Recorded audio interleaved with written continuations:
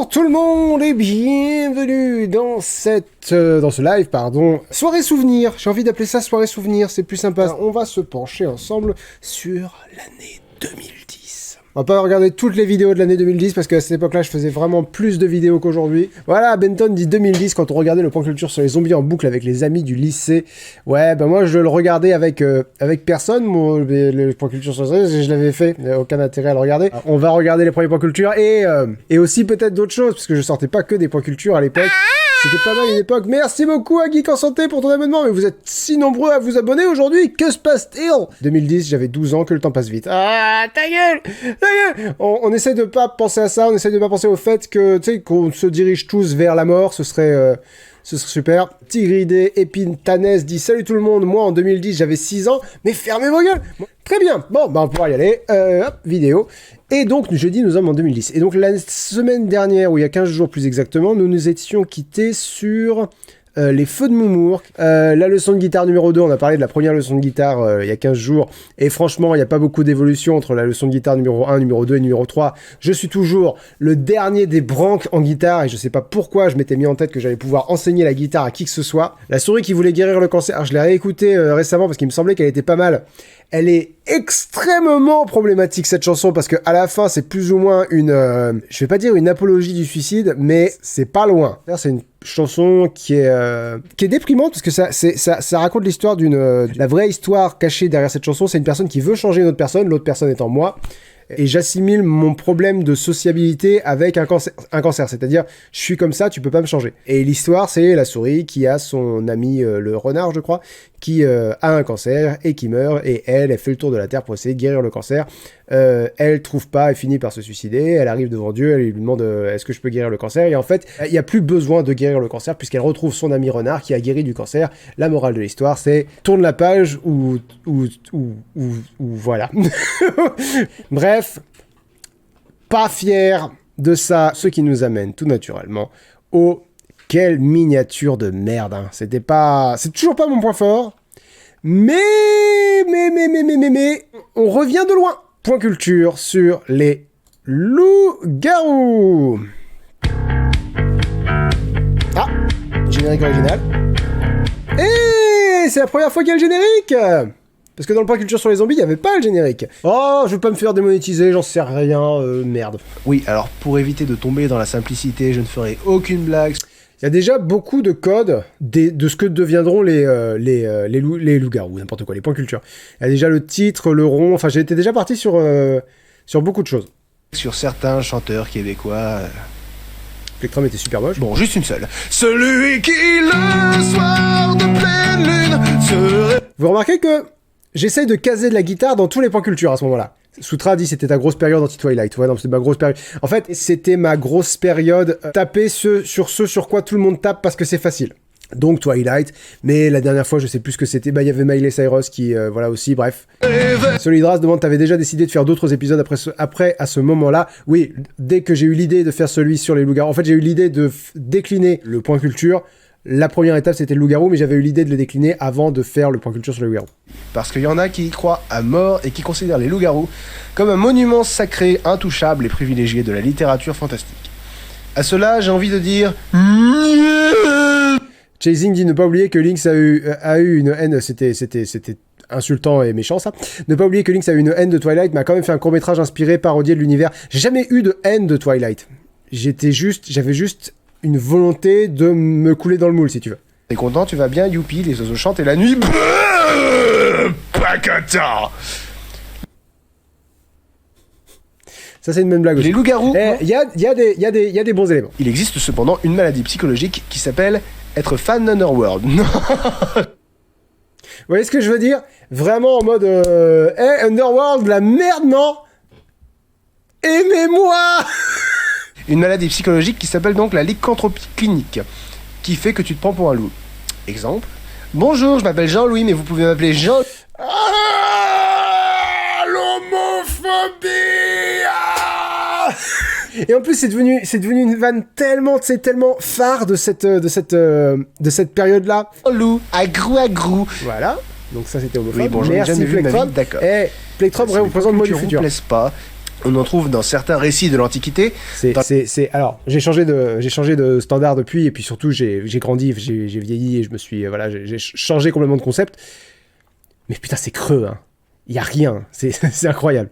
La littérature classique, et plus récemment, on trouve des loups-garous chez Tolkien, dans Harry Potter, et dans les... Non. Je pense à l'ours, là, au gars qui se transforme en ours, là, Béorn, c'est ça? C'est-à-dire que maintenant, j'ai lu Le Seigneur des Anneaux, j'ai lu le Silmarillion et j'ai lu Bilbo. À moins qu'il y en ait ailleurs, il n'y a pas de loup-garou dans Tolkien, je sais pas d'où tu sors ça. Ah, dans Sauron peut se transformer en loup-garou. Très juste, c'est vrai. Enfin, il peut se transformer en loup. Il peut se transformer en loup, je suis pas sûr que ce soit précisé loup-garou. Des loups-garous chez Stephen King et chez des tas d'autres écrivains. Au cinéma, on trouve des loups-garous un petit peu partout. La saga commence en 1941. Ça, anecdote que je raconte à chaque fois, mais là, c'est un passage où j'ai oublié... j'ai oublié de parler de loup au cinéma, complètement, de loup-garou au cinéma. Ce passage-là, ce passage qui vient là, est pas écrit, et j'improvise, et ça s'entend à mort. Qu'ils le valent bien. On retrouve des loups-garous chez Stephen King et chez des tas d'autres écrivains. Au cinéma, on trouve des loups-garous un petit peu partout. La saga commence en 1941 avec le loup-garou de George Wagner et se prolonge jusqu'en 2008 avec le Wolfman de Joe Johnston qui est la réécriture de ce premier volet avec Benicio del Toro et Anthony Hopkins. Des films, on passe aux séries avec le loup-garou du c'est bon, c'était là que j'ai merdé. Et tu sens que je ralentis énormément parce que je cherche mes mots et que je... Des films, on passe aux séries avec le loup-garou du campus, c'est la malédiction du loup-garou. Des séries, on passe aux jeux vidéo où les loups-garous ont tendance à se faire discrets. Aujourd'hui, dans notre top 20 sur les loups-garous, comment éliminer un loup-garou? Putain, j'allais dire, tu t'es pas cassé le cul. C'est vrai, Plectrum, c'est vraiment moi du futur, quoi. Ça fait chier, je suis devenu Plectrum en vieillissant, merde! La balle en argent, visez où vous voulez, on s'en fout, où qu'il soit touché, il meurt. Oh. Je suis désolé. Au nom de... voilà. Chasing dit, il y a autant de manières de tuer un loup-garou? Non, bien sûr que non. Non, mais je vais ramer comme un connard pour en mettre 20. En ma qualité d'homme d'église, je bénis cette sainte mission. Ou pour que dans son maniement habile de l'arme, il la lui carre dans le cul. Amen. Numéro 3. Petite obsession du cul, hein. Bonsoir Tétranima. Vous connaissez la blague de Quick le loup? Trouvez-vous un objet coupant, aiguisez-le, prenez votre élan et Quick le loup. Numéro 4. Sympa l'animation. Le must reste de le cramer avec une allumette bénite en argent. Numéro 5. Bonne vanne. Panic Conquest je me demandais, est-ce qu'au début de cette série de Point Culture, tu avais un genre de PowerPoint et tu parlais par-dessus? J'ai jamais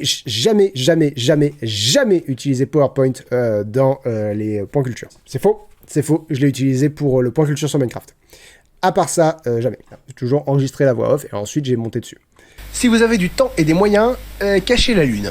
Oh là là, qu'est-ce que c'est laid, regardez-moi ça. Prescrivez-lui un bon exorcisme, ça peut coûter bonbon et il y a de fortes chances pour qu'il insulte... c'est pas vrai. Votre génitrice, mais ça a fait... Ça fonctionne pas les exorcismes sur les loups-garous, tu vois, c'est n'importe quoi. Épreuve. Numéro 7. Mais à l'époque, YouTube, c'était pas ce que c'est devenu aujourd'hui, c'est-à-dire où tout était analysé, où... excuse-moi, mais je pense que tu as tort. Non, c'était on venait pour rigoler, quoi, sur YouTube. Il faut tuer le loup-garou d'origine. Chasing qui dit, est-ce que à cette époque, tu faisais tout en une journée ou presque? Je crois que vous avez pas conscience du taf que c'est, les frères. Non, bien sûr que non, ça me prenait plus de temps que ça. Torturez-le en lui faisant... Regardez... Twilight 2... Et s'il résiste, dites-lui qu'il est retenu pour le casting de Twilight 3. Oh, pitié. Twilight 1, fascination. Twilight 2, tentation. Twilight 3, menstruation. Mais jusqu'où iront-ils? Chasing dit, tu frissonnes de gêne, là. Non, parce que c'est loin dans le temps, et je vois le problème, et j'ai changé, donc j'assume. On grandit, on apprend... Trouvez le moyen de lui faire perdre les Jeux Olympiques. Il aura une médaille d'argent. Ouais, je suis un peu à court de vanne. Et on arrive à la moitié. On parie que je vais faire les 20. Numéro 11. Faites-lui un sandwich à l'hostie. Attention, le niveau commence à monter sa mère. On sent que j'ai encore plein d'idées. On enchaîne. Numéro 12. Vous lui pétez sa gueule à mort à cet enculé. Sauf que bon, ça peut prendre un peu de temps. Et au fond, c'est assez risqué. Numéro 13. L'hostie, parce que l'hostie, c'est béni, quoi. Et vu que de toute façon, t'as que l'argent, les trucs bénis, et quelque chose à base de lui péter sa gueule, quoi. Je tourne autour de ça. Et la dernière vanne, c'est David qui me l'a inspiré. Je me souviens, David et Jérémy étaient en train de jouer au ping-pong. Je galérais à trouver une 20e truc. On y reviendra quand ce sera le dernier. On va faire un petit tour du... Monsieur Ananas Show dit, tu fais toujours des points culture d'ailleurs? Oui. Si vous coupez, ça repousse à chaque pleine lune, donc c'est aussi utile que de manger un melon en chantant God Save the Queen à 2h du matin en slip debout sur un piano avec une casserole dans une main et un dictionnaire Larousse dans l'autre. Numéro C'est aléatoire, c'est drôle, non? 15. Certains ont essayé de lui faire écouter du Miley Cyrus. Ne faites pas ça. Cette pauvre Ça fille, le rendrait oh. que plus agressif encore. Certains ont essayé de lui faire écouter du Laurent Wolf, mais c'est juste un mauvais jeu de mots, ils ne sont pas de la même famille du tout. Qu'est-ce que c'est que cette animation? Maintenant, si l'eau est bénite, ça peut les tuer. Ah, il est censé y avoir une croix dans l'eau. Oh, ça fonctionne pas du tout. Ou si l'eau est en argent, on y revient toujours. Numéro 19. Qu'est-ce qui peut faire super mal à une bestiole couverte de poils? L'épilation. Ça peut faire morfler un loup-garou sévère sa mère, sa race. Numéro 20, et donc dernier conseil, un truc qui peut tuer un loup-garou, c'est de se faire au par un surfeur d'argent. C'est David qui me l'a inspiré. Je leur disais, vous avez pas une idée de ce qui pourrait... Parce que j'insistais un peu, parce que ils étaient en train de jouer et ils m'aidaient pas. Et moi, ça me frustrait. Donc je leur ai dit, les gars, vous avez pas une idée de ce qui pourrait tuer un loup-garou? Et David dit, je sais pas, se faire enculer par le surfeur d'argent. Voilà. Et j'ai le droit de dire quand même. J'avais prévu la censure sur YouTube, c'est rigolo, hein? En verlan, ça fait poule. Mais c'est pas le même animal. Gardez bien ça à l'esprit. C'est une conclusion, c'est vrai. Celui qui n'a jamais plus de la gueule, au moins une fois dans son slip. Ouais, rock'n'roll. Ah, il a pas pris ses cachetons, la bonne blague psychophobe encore, génial. Ouais. Bon, bah c'était certainement quelque chose. Hein. En vrai, la petite chanson à la fin, elle est rigolote. Ah, ça va, elle est rigolote. Faut savoir se détendre les nerfs du fiac. À un moment donné, au moins, c'est pas un truc vraiment très gênant. C'est psychophobe, homophobe, tout ce genre de choses. C'est au moins, on est juste sur la rime facile. Le trou du cul, c'est rigolo. Je suis désolé. Les proutes, c'est drôle. Et à l'époque, voilà, j'avais recours à ce genre de... Voilà. Scarlett qui dit sur une échelle de la gênance, on doit être à 4 sur 10. Franchement, non, je suis à peine à 2, moi, là. Je dis pas des trucs vraiment, tu sais, vraiment horribles. C'est vraiment juste de l'homophobie ordinaire, enfin, voilà, le gars qui s'est jamais remis en question à ce niveau-là. Donc, nous allons passer au point culture sur le métal. Anecdote rigolote qui n'est pas si rigolote, mais anecdote quand même. J'ai jamais été vraiment métalleux. Le point culture sur le métal, gênance parce que, comme souvent, je parle de choses que je ne connais pas, sauf que là, c'est quelque chose que je suis persuadé que j'aime bien, alors qu'en fait, vraiment très très peu. Agoraphobos qui dit, tu te forçais à aimer le métal, tu veux dire? Non, c'est pas ça, c'est que je pensais que ça faisait partie de ma culture, alors qu'en fait, non, j'ai jamais été très musique, et du coup, j'ai jamais été très métal. Le métal est né dans les années 70, notamment avec Led Zeppelin et plus tard avec Black Sabbath. La musique est trop forte par Merci rapport M. Trump pour la traduction des noms propres. Certains n'hésiteront pas à placer les origines du métal aux années 50. Extrait. Qu'est-ce que c'était que ça? Les origines du métal aux années 50. Extrait.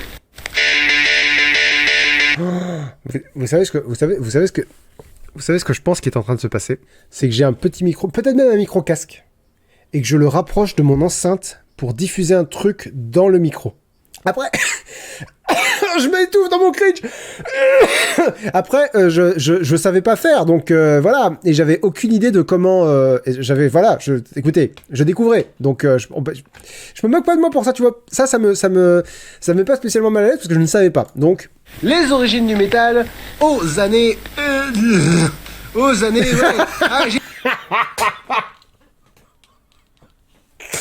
Alors, vous savez pas, mais moi, je me visualise complètement avec mon casque en train de faire aux années... en train d'essayer de retrouver ma ligne peut-être sur mon Word en face de moi. Aux années... j'ai perdu mes fiches. Ouais. Moi, je dis qu'on peut aller jusqu'aux années 40. C'est ça, j'avais perdu ma ligne. Oh, c'est rigolo. Voilà, c'est ça. Attention, et 1, 2, 3, 4. Quand il me... Donc ça, c'était raté et j'ai dû réenregistrer le 4 synchronisé. Je sais pas comment ce qui s'est passé. C'est ça. Attention et 1, 2, 3, 4. Quand il me prend dans ses bras, oh, je me parle tout bas, je vois la vie en... Plectrum, c'est de la mauvaise foi, frère. Pour ceux qui se demandent, oui, c'est fait exprès qu'il chante faux.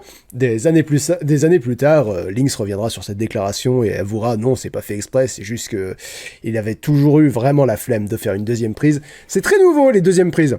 Enfin, nouveau. C'est arrivé au bout de plusieurs années, les deuxièmes prises. Ok, ça, c'est pas la première fois qu'on a Guitar Pro sur ces vidéos-là. le chanteur de donner l'impression de rôter ou de vomir ou de régurgiter. Ah, les clichés!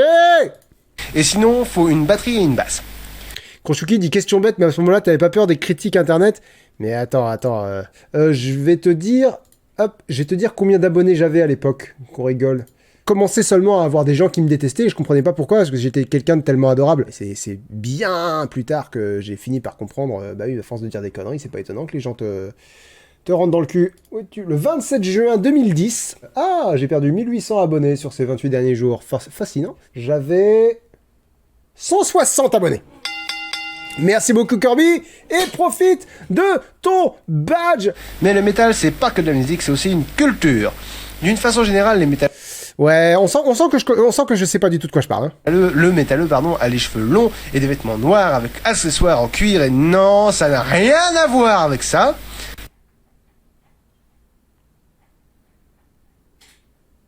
Ouais, ça, il y a beaucoup,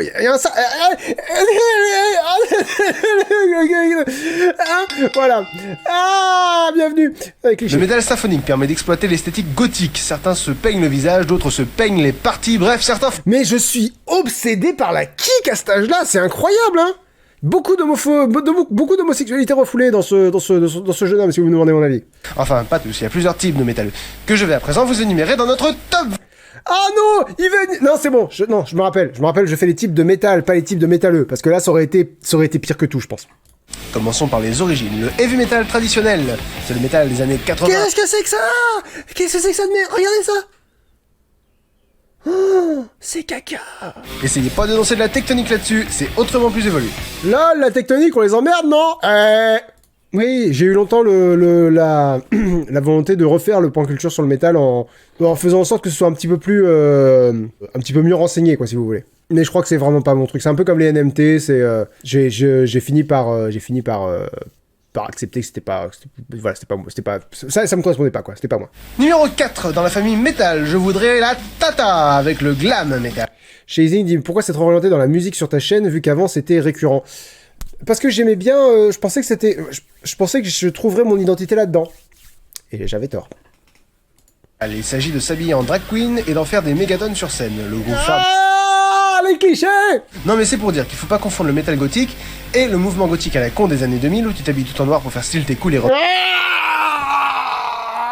Laisse les gens être ce qu'ils ont envie d'être, fais pas chier! Arbitraire dit du coup tu dis que le glam c'est la tata de la famille à cause du jeu de mots avec tante? Je crois que c'est ça qu'on veut dire! Agoraphobos dit un peu frénétique le rythme, tu fais des listes de groupes et prout, on sait qu'ils existent, c'est sympa. Non mais c'était très très très superficiel, à l'époque ça suffisait quoi. Et c'est ces vidéos-là qui font 2 millions de vues, que celles que je sors aujourd'hui, elles atteignent pas le million. Parce que je te dis, c'était différent, c'était un public différent, c'était des attentes différentes. Je dis public différent, mais vraiment, je pense que si je sortais ce genre de vidéo aujourd'hui, ça marcherait aussi bien. C'est-à-dire que si j'étais encore dans le très superficiel et dans le taper sur ce qui est facile sur quoi taper, je pense que ça marcherait mieux que ce que j'essaye de faire aujourd'hui. Très puissant donc. Le gars qui ramène son micro. C'est vraiment ça, je passe vraiment toute la vidéo avec le micro devant l'enceinte et à changer entre l'enceinte et moi. Mais des paroles rappées, notamment avec les excellentes chansons Carotte et Gruyère. Paroles rappées. Oh ta gueule. Donc le néo-métal, disais-je, c'est un je me suis fait avoir par ma propre vanne, j'avais oublié la vanne. Quoi, Lynx aime l'argent? C'est pas que j'aime l'argent, c'est que j'aime en avoir. Là c'est Fintroll, et sinon il y a Skyclad qui est sympa aussi. Je connais pas ce groupe, le groupe que je viens de vous dire qui est sympa. Jamais écouté de ma vie. Non mais voilà, Azure Origins qui a mis le doigt dessus. Hors contexte, tu dis, il a plein de culture ce vidéaste, il a juste du mal à la communiquer, mais ça montre sa passion. Et toi qui expliques des années après, non mais il savait rien. Mais effectivement, franchement, je cite Wikipédia en essayant d'être drôle. C'est exactement ça. Mais la part de vérité qu'il y a beaucoup là-dedans, c'est que je suis quelqu'un qui aime beaucoup apprendre. Agoraphobos qui dit, t'avais pas peur du syndrome de l'imposteur à cette époque? Pas du tout. Beaucoup plus aujourd'hui. J'adorais apprendre. Et du coup, en apprenant, je me suis dit, je vais partager. Parce que il n'y a pas de gens qui possèdent, si tu veux, le savoir.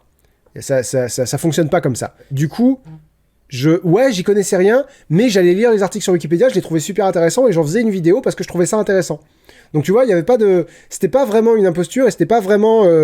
Au contraire, psychologiquement, c'est très intéressant ces vidéos-là parce que c'est vraiment moi qui me cherche et qui se rend pas compte que ce qui l'intéresse dans cette démarche-là, c'est plus la transmission de savoir que le métal. Le métal, ça a jamais vraiment été mon truc. La preuve, les groupes dont je parle, j'ai pas été intéressé par découvrir ce qui se faisait, mais j'étais beaucoup plus intéressé par qu'est-ce qui différencie les différents genres de métal.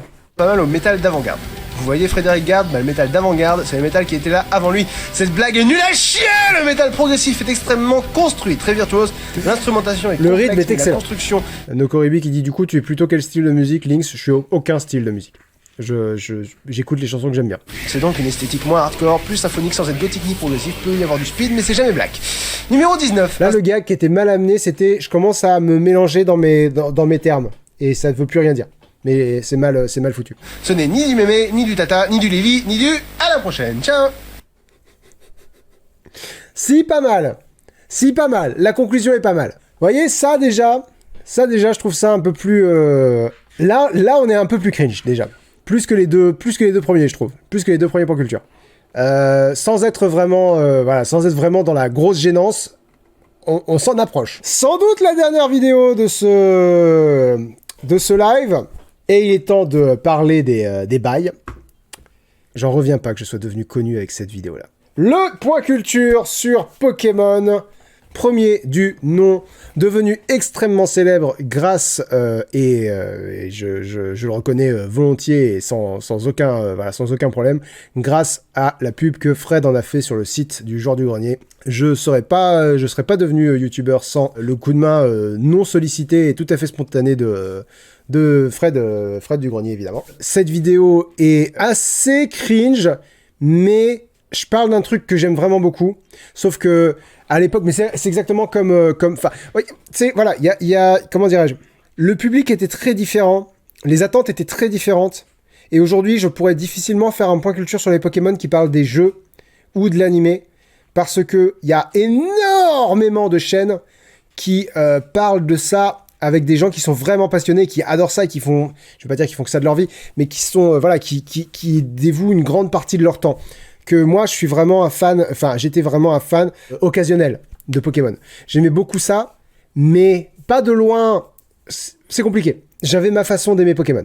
Tu vois, pour c'est quoi de Scarlet et Violet, j'ai pas essayé, j'ai pas l'intention d'essayer. Pokémon, j'ai plus ou moins arrêté. J'ai joué à Legends Arceus et j'ai bien aimé, mais globalement, je suis plus du tout dans le délire Pokémon. Mais à l'époque, complètement. Et quand j'ai sorti le point culture sur les Pokémon 3, j'ai eu la démarche assez intelligente d'orienter ça loin de Pokémon, enfin loin du jeu, loin de l'animé, et vraiment se concentrer sur la culture qui est finalement le sujet qui est devenu le sujet des points culture. Ils ont fini par mériter leur nom. Geek en santé dit Legends Arceus était très bon en effet. Non, il était pas bon, il était moins à moins. C'est juste qu'il était différent et que c'est tout ce qu'on a attendu depuis 20 ans qu'on joue à Pokémon. On voulait un jeu un peu différent. Et on a eu un peu différent et du coup on était tous là. C'est génial! Bref, allons-y, point culture sur Pokémon.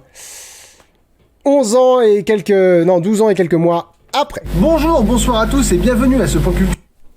Je sais pas comment il a fait, mais il a une qualité de micro encore pire. Si vous ne venez pas d'une autre planète et que vous êtes né avant, disons, 95... Pourquoi j'ai mis le micro dans mon cul? C'est pas une bonne idée. Des grelots, des ouvre-boîtes de toutes les couleurs que l'on doit faire sous... Je sais pas pourquoi j'ai dit que c'était un ouvre-boîte alors que c'est clairement un décapsuleur. Je sais pas pourquoi j'y pense maintenant, mais je repense à Antoine Daniel qui avait dit le truc important pour se lancer sur YouTube, c'est d'avoir une bonne qualité de son. C'est-à-dire qu'on te pardonnera une image à la qualité moyenne, on te pardonnera pas un son à la qualité moyenne. Je dois être l'exception qui confirme la règle. L'évolution procède ainsi. Ils sont tout petits mignons. Celle-là, c'est la vidéo qui m'a fait connaître. Hein. Moyen disgracieux et gros pas beau. Ensuite, Pokémon, c'est un jeu vidéo. Mais tu vois, ça c'est un truc que je reprochais. Je sais plus à qui je le reprochais, mais je disais de quelqu'un, il fait pas des blagues, il raconte des choses comme si c'était des blagues. Et ça, et genre, évolue, prenant ainsi une nouvelle forme et multipliant leur puissance. L'évolution procède ainsi. Tout petit mignon, moyen disgracieux et gros pas beau. Y a pas de vanne là. Y a pas de. C'est juste que une blague est souvent construite sur un rythme tertiaire. Et du coup, tu fais 1 et 2 et 3. C'est un truc que je faisais souvent, c'est-à-dire des vannes qui n'étaient pas des vannes. La peluche psychopathe, la couette ronflex, le jeu de cartes, le jeu de figurines, le Tamagotchi, l'avion Pokémon, le mouchoir gros tas de morve, les sushis. Anecdote rigolote, dans cette énumération, il y avait également les boucles d'oreilles Pikachu que j'ai dû virer au montage parce qu'à la fin, je dis que je... Enfin voilà, vous savez, la vanne, j'ai fait tout un point culture sans prononcer une seule fois le mot Pikachu. Le sextoy Topicker, qui existe aussi en version trio picker pour les soirées entre amis. Cette vanne est excellente. Enfin, excellente. Cette vanne est drôle. C'est une vanne. Les Pokéfans ont connu des évolutions que certains regrettent aujourd'hui, et ce parce que... C'est pas la même couleur. Le qu'est-ce que c'est c'est pas la même couleur les deux. C'est insupportable. Le jeu vidéo Pokémon et le dessin animé qui va avec ont connu 4 générations d'évolution. 4 générations. On est vieux. Salamèche, Bulbizarre ou Carapuce, respectivement de type feu, plante et eau. Les Pokémon étaient au nombre de...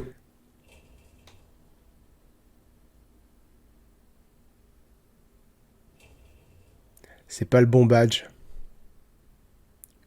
C'est le badge de Giovanni, celui-là, non? Celui-là, c'est le badge volcan. Celui-là, c'est le badge cascade. Celui-là, c'est le badge terre. C'est ça, j'hésitais à le dire parce que je me suis dit, je vais dire une connerie. C'est sale. C'est sale, mais en même temps, c'est malin. Parce que tu te dis, pour les gens qui connaissent pas, ça ressemble à une feuille. Par exemple, si le rythme fait correctement vanne, une simple phrase peut devenir une vanne. Et en plus, vanne, il y a avec le gros pabot à la fin qui est décalé, brusque, avec des mots à la syntaxe approximative par rapport aux deux précédents adjectifs plus simples et agencés. Enfin, in my opinion. Écoute, je prends. C'est vrai que si t'analyses, effectivement, je suis peut-être dur avec moi-même. Les 3 félins, Entei, Suicune et Raikou, l'oiseau du jour, Oh-Oh, l'oiseau de la nuit, Lugia. Non, c'est pas le jour et la nuit, frère, c'est le ciel et la mer, le ciel et les abysses. Et le lutin des forêts qui sert à rien, c'est Celebi. La 3e génération, c'est la débâcle. Oh, qu'est-ce que t'as dit sur Celebi, trou du cul, là? Qui sert à rien, c'est Celebi.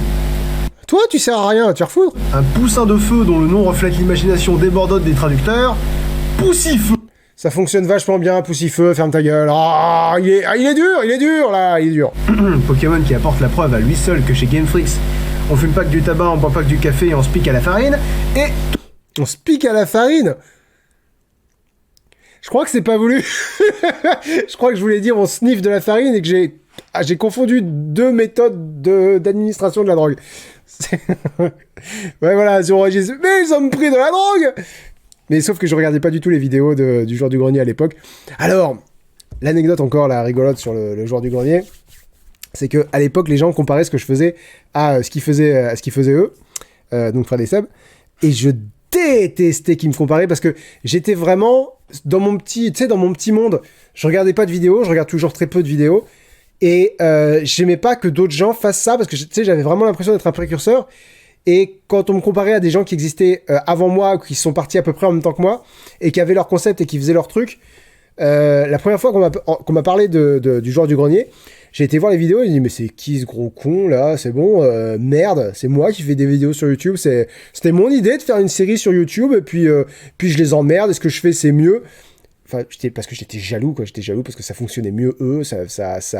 Et puis leurs vidéos étaient meilleures. Ils ont toujours 6 ans ou 7 ans de plus que moi. Et du coup, ils avaient beaucoup plus de professionnalisme. Ils étaient, eux, ils avaient fait des études de réalisation. Enfin, voilà. Ils savaient de quoi ils parlaient. Et surtout, les jeux vidéo, c'était leur truc. Ils avaient trouvé leur truc.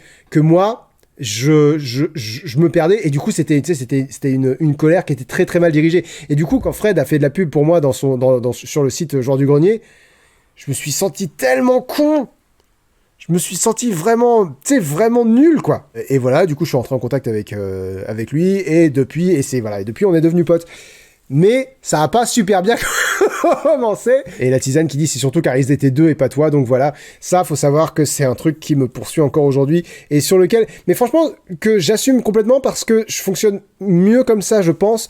C'est-à-dire, je fonctionne mieux seul avec 100 personnes qui dépendent, si tu veux, de moi. Que eux, maintenant, voilà, ils sont toute une équipe maintenant à faire le genre du grenier. Ils ont énormément voilà, ils ont énormément de gens, quoi. Là, je commence à déléguer une partie du montage, notamment à Pyron et à Camille qui s'occupent des vidéos sur Linksoft, mais je continue de faire mes vidéos sur Link the Sun seul. J'avais de l'aide à l'époque sur les NMT, à un moment donné j'ai eu une équipe, maintenant j'en ai plus. Jérémy était là pour m'aider à faire les pires éditeurs au monde. Bidiba qui dit faut faire une baby party, peut-être qu'ils en ont fait une, hein, et que j'étais pas invité, c'est tout à fait possible, je ne sais pas. Vous permet de débuter l'aventure avec un singe, Wistikram, je ne m'arrête pas sur la qualité du nom. Alors, déjà ta gueule, tu t'appelles Link the Sun, à partir de là, voilà.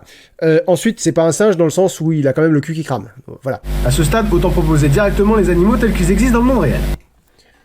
Si tu vois ce genre de bestiole dans le monde réel, t'as un énorme problème. Puisqu'ils atteignent le nombre de 14 et pas le moindre oiseau. Bonne vanne. Pas une vanne. Honnêtement, Swingurumi qui dit c'est pas une ref au fait qu'il y ait des oiseaux dans les autres générations. Si, mais c'est trois autres générations. C'est oui, des fois il y a des oiseaux, puis des fois il y a pas des oiseaux. Capidextre, évolution de Capumain. Voilà, on peut le faire encore évoluer en rajoutant un autre bras dans le numéro. On y revient, hein. Il y a, hein. On sent on sent, comment dirais-je, on sent. On sent qu'il y a quelque chose, qui se passe au niveau du QQ. Morphéo. Je veux pas avoir l'air vulgaire, mais de là d'où je viens, ça, on appelle ça des couilles. Hein. C'est rigolo, c'est mal timé. La blague est drôle, il y avait moyen de faire mieux. Branette. Un Pokémon que t'appelles Branette. Ah, la blague, c'est que ça ressemble à Branlette. Je sais pas pourquoi j'ai pas été plus... Numéro 8, Célérok et Solaroc. Voilà, les Pokémon qui représentent des souvenirs de vacances. Génial. Où tu vas en vacances, où tu ramènes ça. Numéro 9, Wailord. Tu prends une vraie baleine, tu lui fous 3 points blancs sur le dos, t'as un Pokémon. Je suis désolé, mais non. Tu la vois, la différence, quand même, entre eux. Non, je suis pas d'accord. J'aime beaucoup Wailord. Mais vraiment, en fait, tous les Pokémon, je les aime bien. Voilà. Quand je dis ils devraient pas exister, je pense pas. Et y a pas de Pokémon, je crois, dont je me dis, lui, non, je pense pas. Numéro 10, Goéliz. Voilà, c'est une mouette. T'es breton, tu sais que ça ressemble pas à ça, une mouette. Les mecs, j'ai une idée. On va prendre un canard, on va dire qu'il brûle parce qu'il est fait de lave. Il a pas d'aile, mais il a une grosse paire de couilles sur le front. Là, c'est drôle. Adrien973 dit, tu joues les gris ou tu étais vraiment gris envers les Pokémon? Je jouais les gris. Je suis beaucoup plus aigri envers les Pokémon maintenant. À l'époque, mais c'est un truc récurrent que j'arrête pas de répéter, je cherchais à faire rire et je cherchais à ce qu'on m'aime, si tu veux. Et du coup, j'essayais de taper sur les trucs qui me semblaient... voilà, j'essayais de trouver la vanne facile. Plutôt que d'essayer d'être authentique. Et du coup, c'était authentique parce que j'étais vraiment authentiquement en train de me chercher. Bref. Et du coup, j'avais l'impression que en essayant de trouver les défauts faciles dans le design de certains Pokémon, ça allait être drôle et ça allait faire une résonance chez les gens. Et ça a marché, puisque la vidéo est devenue hyper connue. Mais aujourd'hui, ce serait plus possible. Parce que, à l'époque, on emmerdait moins les créateurs. C'est-à-dire qu'aujourd'hui, si je fais une vidéo qui dit ces Pokémon-là, ils sont à chier, peut-être pas la majorité, mais une grosse partie des commentaires, ça va être tout est dit du mal, YouTube a énormément changé à ce niveau-là. C'est-à-dire que sur YouTube, maintenant, les gens ne t'accordent pas le bénéfice du doute, ils sont pas là pour rigoler. Ils sont là pour juger. Est-ce que c'est drôle? Est-ce que j'ai vraiment envie de rigoler? Là, tu vois, Quentin D, exactement, la parenthèse sur les Pokémon les plus moches, je pensais que ça serait mieux reçu. Et non. Tu prends Rondoudou, un Pokémon tout mignon, tout petit, tout doux, tout rond, tout rose. Raté. Et tu veux faire sa prévolution tout doudou. Un truc encore plus mignon, plus petit, plus doux, plus rond, plus rose. Moi j'appelle ça un chewing-gum personnellement. Et là le montage est très bon. L'énergie, alors attention, regardez, l'énergie, c'est l'évolution de Watt. Voilà. Il se dresse sur ses pattes arrière, c'est une évolution. La mauvaise foi. Numéro 19. Canartichaud, on se fout.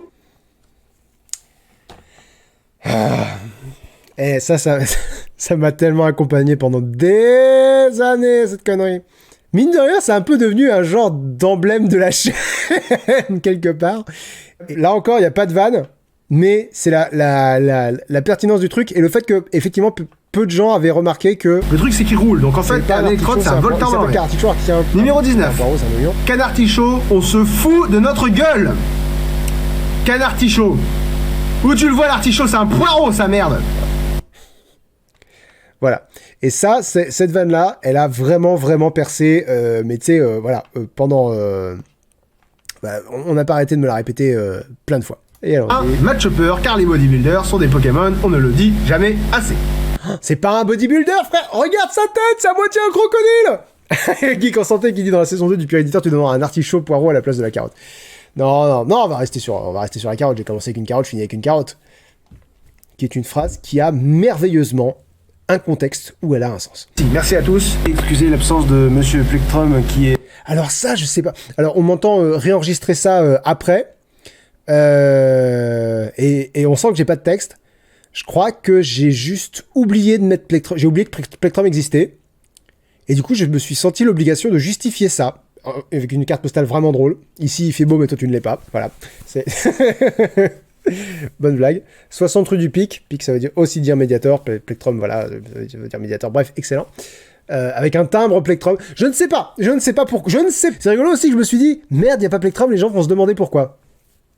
Zayot TFR prend la message prend la parole pour la première fois sur le chat pour dire je t'ai découvert avec les points culture, je suis resté pour toutes les autres émissions, surtout le 50-50, un vrai plaisir depuis toutes ces années, merci beaucoup à toi. On y retourne. Qui est actuellement qui a pris ses jours de congé, donc actuellement il est en vacances. Et je vous ferai remarquer que j'ai réussi à faire un point culture sur les Pokémon sans prononcer une seule fois le mot pic. Et ça, c'est un running gag qui a duré des années après derrière. Parce que le point culture sur les Pokémon 2 et 3, je l'ai fait aussi sans dire Pikachu. Et alors, à la fin, voilà, juste le générique avec des images que j'ai trouvées. Mais là, par contre, tu sens, c'est super maladroit, mais c'est complètement moi, c'est-à-dire, j'ai été chercher des images que j'ai trouvées vraiment très cool, que j'ai pas réussi à insérer dans la vidéo. Du coup, je me suis dit, je vais tout balancer à la fin parce que j'adore ce que j'ai vu et je vais le partager avec les gens. Et j'oublie de citer les artistes, je crois. Enfin, au niveau de ce niveau-là, c'est catastrophique. Mais voilà. Ah bah non, toutes les images qui vont suivre sont extraits de la galerie DeviantArt de Josh Demille, que je vous invite à consulter. D'ailleurs, de façon générale, je vous invite à consulter. Psychophobie. Et je vois qu'il est 8h15, donc nous allons...